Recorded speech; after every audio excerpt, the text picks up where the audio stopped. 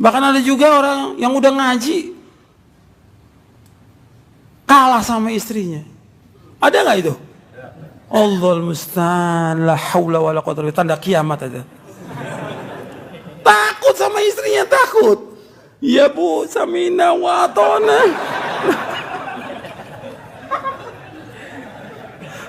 Ini kejadian, katanya udah ngaji. Istrinya alhamdulillah juga udah ngaji pakai cadar. Kok suaminya takut? Gimana manfaat? Gak manfaat, ngajinya gak manfaat. Para sahabat hidupnya nikmat mereka. Mereka terus ibadah kepada Allah, mereka kerja, mereka usaha, mereka dagang, mereka mencari nafkah. Mereka gak memperhatikan hawa nafsu untuk berutang. Kalau betul-betul terpaksa, baru mereka utang. Tapi mereka tepat janjinya, nggak seperti sekarang. Waktunya bayar utang, afwan ya akhi, afwan. Saya nggak perlu afwan, saya perlu duitnya. Afwan. Bulan depan afwan lagi. Saya nggak mau dibayar dengan afwan, saya mau dibayar pakai uang. Antum pinjam uang kan sama saya, bayar dengan uang, bukan dengan afwan. Jadi kita nih sebenarnya kalau kita lihat, baca juga kadang-kadang gak tiap hari baca. Baca sedikit sudah capek, sudah lelah, udah ngantuk gitu. Jadi sepotong-sepotong, nuntut ilmunya sepotong-sepotong, bacanya sepotong-sepotong. Maka jadinya pun sepotong-sepotong. Jadi antum nih jadinya sepotong-sepotong, gak jelas sudah. Ikut sunnah atau bid'ah gak tahu kita. Sepotong-sepotong, karena bacanya juga sama seperti itu. Ustadznya juga sebagian sama gitu juga. Sibuknya dengan ceramah, baca baru 1 jilid kitab udah ceramah gitu. Dulu para ulama baca ratusan jilid kitab, terus baca tiap hari siang malam baca. Ini enggak, baca terus karena kita harus sibuk dengan ilmu. Kemudian sibukkan dengan amal, cari nafkah tetap wajib. Cuma kan kita disibukkan dengan berbagai macam ini oleh dunia. Kalau kita rukun imannya ada 6, rukun iman kita ada 6. Benar nggak nih? Rukun iman kita ada 6. Jangan bengong ngaji bengong. Betul, rukun iman kita ada 6. Coba sebutin. Iman kepada Allah, malaikat, kitab-kitab, rasul-rasul, iman kepada yaumul akhir, iman kepada takdir baik dan buruk. Kalau kita nggak mengikuti kiai ajengan, terus kita ngikutin siapa?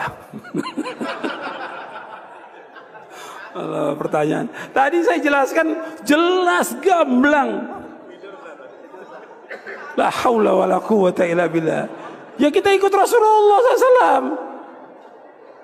Kan nanti dikubur ditanya siapa? Ditanya kiai kamu siapa enggak? Enggak, ditanya man rabbuka wa man nabiyuka wa ma dinuka. Ditanyakan siapa Rabb kamu? Siapa nabi kamu? Nabi saya kiai fulan. Nabi saya ajangan, enggak ada. Siapa nabi kamu? Siapa nabinya? Muhammad sallallahu alaihi wasallam. Yang kita ikut disuruh oleh Allah apa? Ikutin Nabi Muhammad SAW. Sekarang Nabi sudah meninggal, kan ada keterangan di hadis Nabi tentang sunnah-sunnah Nabi. Ada Sahih Bukhari, Muslim, Abu Daud, Tirmidzi. Ini semua sabda Rasulullah SAW. Nabi bersabda sallallahu alaihi wasallam. Tinggal kita ikuti dan perbuatan dijelaskan.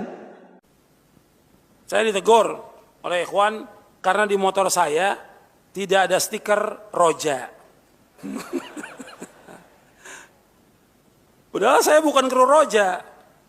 Apakah ini termasuk apa Ustaz? Ini termasuk gulu. Ini termasuk gulu. Kita ini gulu berlebih-lebihan. Dan ini banyak berlebih-lebihan. Orang harus, yang penting antum mengambil manfaat istifadah dari kajian yang disampaikan dan amalkan. Nggak mesti ada stiker roja. Ini gulu. Nggak boleh seperti itu. Orang harus manfaat. Hatta juga umpamanya karyawan roja juga dia harus mengambil manfaat dari kajian yang disampaikan. Jangan pakai jas kru roja tapi nggak pernah dengar pengajian. Sibuk aja dengan ngambil gambar. Sibuk dengan ngambil gambar. Sibuk jadi panitia. Dia harus mengambil manfaat. Nanti rugi, dia seperti lilin. Dia menerangi orang tapi dia terbakar. Nggak boleh dalam Islam seperti itu. Semuanya yang di Roja, yang di Masjid Al-Barakah sekitarnya harus mengambil manfaat dari kajian-kajian yang ada. Bab itu yang pertama soal itu. Jangan kita gulu. Karena gulu ini apa? Membinasakan. Kata Nabi SAW, iyyakum wal gulu fid din. Fa inna ma ahlaka man kana qablakum al gulu fid din. Jauhkan dari kamu dari gulu. Karena gulu akan membinasakan kamu. Jangan gulu dalam agama ini. Gulu membinasakan kamu. Sebagaimana orang-orang sebelum kalian telah binasa dengan sebab gulu. Makanya jangan gulu. Gulu dalam masalah itu stiker, gulu juga dalam masalah tadi. Ya semuanya banyak, kalau contoh kan banyak ratusan ini. Contohnya. Gulu banyak itu. Seperti pengobatan harus dengan herbal. Kalau nggak herbal nggak sembuh. Ini gulu ada. Gulu banyak. Begitu juga ini Masjid Al-Barakah ini. Kadang-kadang ada orang yang nggak mau sholat kecuali di Masjid Al-Barakah. Ini hulu. Saya kalau mau contohkan ratusan ini. Hulu ini. Masjid Al-Barakah dengan masjid yang lain seluruh dunia sama kecuali 3 masjid yang utama. Masjid mana yang utama? Masjid Haram, Masjid Nabawi, Al-Aqsa. Jangan punya keyakinan antum masjid ini utama Al-Barakah sama dengan masjid yang lain. Dan saya pernah sampaikan di Masjid Imam Ahmad bin Hanbal bahwa Masjid Imam Ahmad nggak punya keutamaan sama sekali. Sama dengan masjid yang lain seluruh dunia sama. Nggak ada keutamaan. Ini ada orang punya keyakinan mesti sholat di Masjid Al-Barakah. Kalau nggak sholat situ nggak sah. Ada ghulu. Ghulu. Nggak boleh. Sama juga seperti sholat Jumat. Ada orang dari jauh pengen sholat Jumat di Masjid Al-Barakah. Nggak ada keutamaan di sini. Sama dengan, kalau kita mau cari sunnah, banyak masjid yang lain yang juga yang sunnah. Nggak mesti di tempat ini. Kalau kebetulan ada pengajian di sini, nggak apa-apa untuk datang. Karena mau ngambil ilmu, nimba ilmu. Nggak ada masalah, hatta keluar kota. Untuk nimba ilmu nggak ada masalah. Tapi mengatakan, niat dari rumah, bahwa masjid ini punya keutamaan lebih dari yang lain, ini ghulu, nggak boleh dalam Islam. Sama dengan masjid yang lain. Fadilahnya, ganjarannya sama dengan masjid yang lain. Jangan sampai ghulu kita. Kalau ghulu, nanti bahaya kita. Jadi kita harus betul-betul, saya ulangi tadi, kita harus ngambil manfaat dari ilmu. Manfaat dari ilmu, semuanya. Dan juga saya ingatkan nih, semua yang ada sekitar Roja ini banyak nih, di Kampung Tengah ini. Orang manfaatkan apa? Jual belinya, dagangnya. Yang dagang-dagang sekitar Roja ini nggak ngaji pada. Yang penting dapat untung duit, tapi nggak dapat istifadah dari ilmu yang diajarkan. Rugi dia. Dunia nggak ada arti apa-apa. Tapi bagaimana kita tinggal di dekat Roja bisa mengambil ilmu istifadah. Hatta antum tinggal di mana pun bisa mengambil istifadah dengan ilmu. Belajar talabul ilmi syar'i. Bagaimana kalau suami dia sangat semangat untuk dagang tapi nggak semangat untuk ngaji? Ini keluhan seorang istri ini. Mungkin banyak yang seperti ini. Kalau cari duitnya semangat, kalau ngajinya nggak semangat, banyak. Banyak orang yang dekat aja kadang-kadang, dekat masjid yang ada pengajian nggak sampai. Saya pernah cerita di Masjidil Haram itu. Orang-orang yang dekat Masjidil Haram itu kan banyak perdagangan. Di sekitar Haram itu kan banyak orang dagang. Tapi yang dagang-dagang itu nggak pernah sampai ke Masjidil Haram. Kakinya tuh berat itu mau melangkah ke Masjidil Haram. Sholatnya di mana mereka? Depan tokonya. Ini bukti nyata ini. Sholat depan tokonya. Padahal dia hanya berapa langkah ke Masjidil Haram, nggak sampai. Sibuk dengan dunia dia. Maka diingatkan. Dia harus mengambil ibadah terus, istifadah. Kayak di sini tadi saya contohkan. Yang buka-buka toko, dia sampai mungkin untuk sholat 5 waktunya sampai dia ke sini. Tapi untuk ngajinya nggak sampai-sampai dia. Ada nggak? Ada yang seperti itu. Maka harus diingatkan. Jadi ketika suami yang seperti itu, diingatkan dengan cara yang baik. Pak, saya sudah cukup dengan bapak dagang dan alhamdulillah dagangan itu laris. Cukup udah. Sekarang kita ngaji, kita nuntut ilmu, kita baca Quran, kita mengamalkan, kita bangun tengah malam. Kita kasih semangat, seorang istri akan semangat dan doa kepada Allah agar Allah memberikan taufik kepada suaminya. Begitu juga suami berdoa kepada Allah agar Allah memberikan taufik kepada istrinya. Ikhwan, antum sekalian, guru dari kaum muslimin telah wafat dan berpulang ke rahmatullah.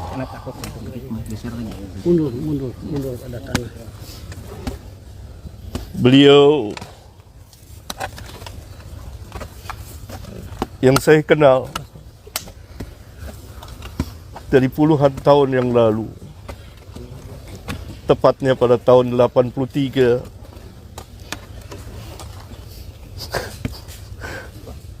kami bertemu di perpustakaan, di tempat yang dipenuhi dengan kitab-kitab para ulama.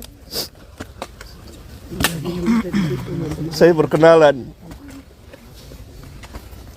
karena sejalan dan bercita-cita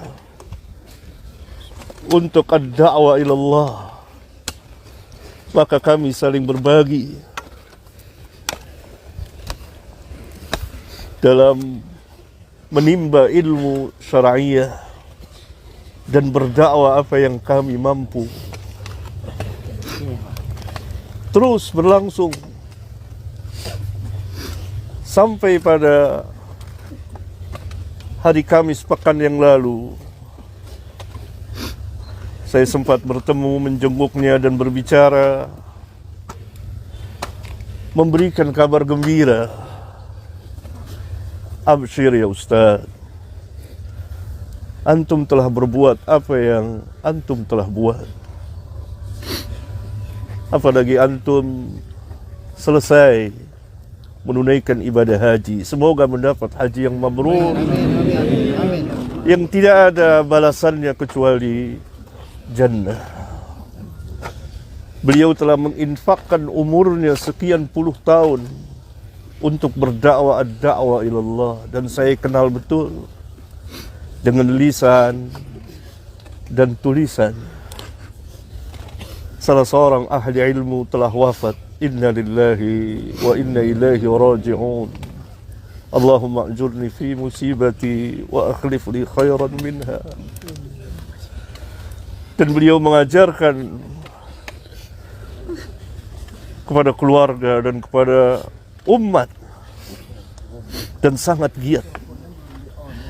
Salah satu yang membuat saya tertarik bertemu dan memanggilnya dan berkenalan, selalu di tangannya ada pena dan buku kecil.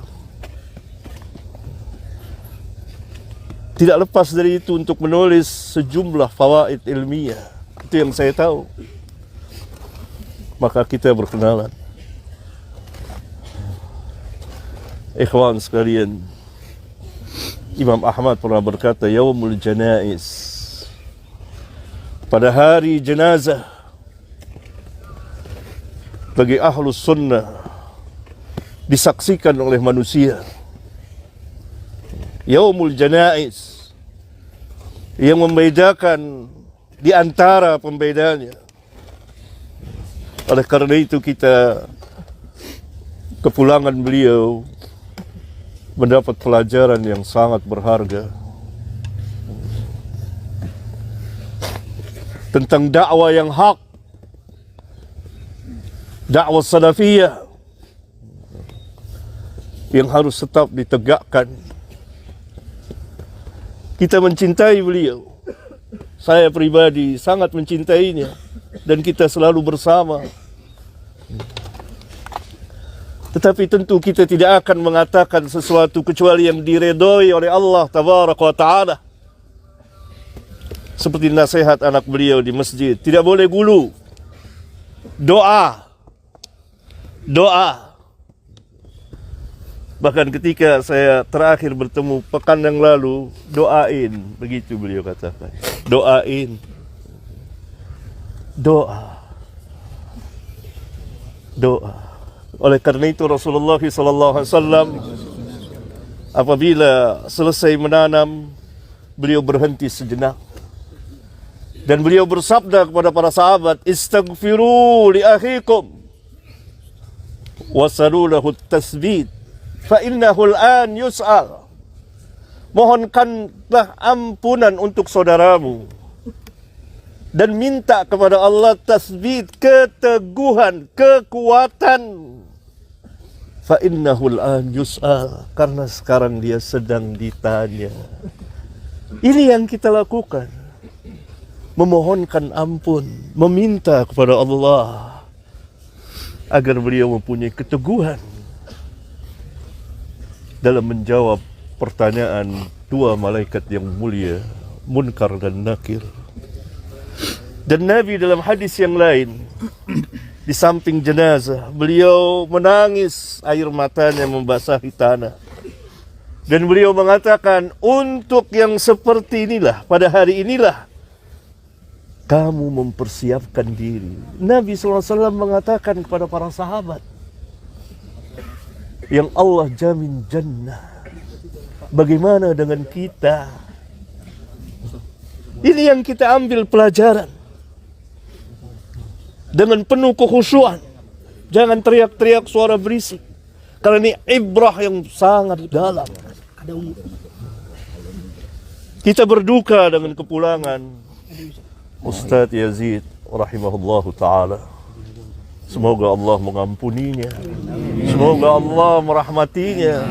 Semoga Allah memasukkannya ke dalam Jannatul Firdaus.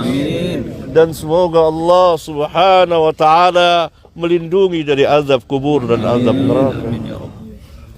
Dan ilmunya bermanfaat dengan lisan dan tulisan. Amin.